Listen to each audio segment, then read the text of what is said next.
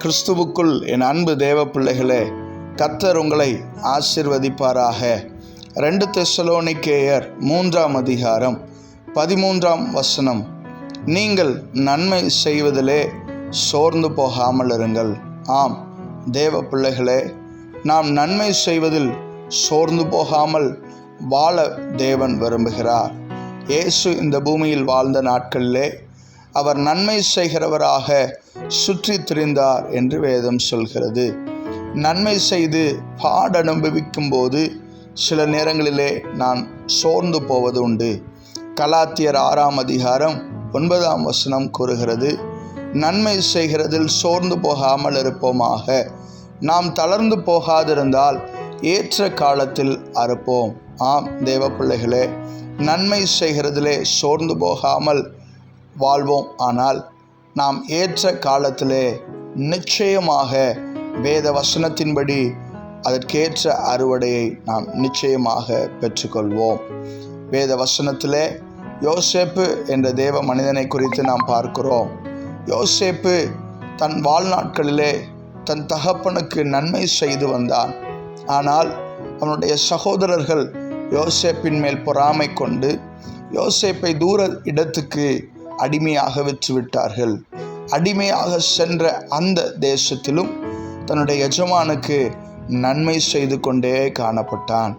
ஆனால் அதனுடைய விளைவாக அவனுக்கு கிடைக்க பெற்றதோ ஒரு சிறைச்சாலை.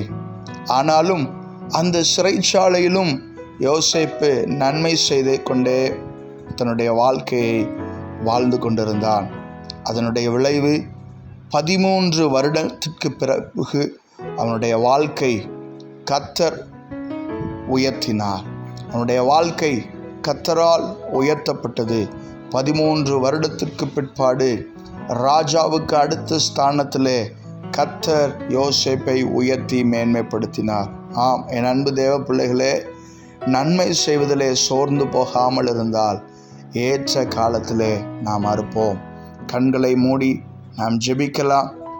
பிதாவாகிய தேவனே, அன்பும் இரக்கமும் நிறைந்த எங்கள் தெய்வமே, இந்நாளிலே இந்த வார்த்தையை கேட்கும்படியாக நீர் கொடுத்த தயவுக்காக கொடான கோடி ஸ்தோத்திரம் அப்பா.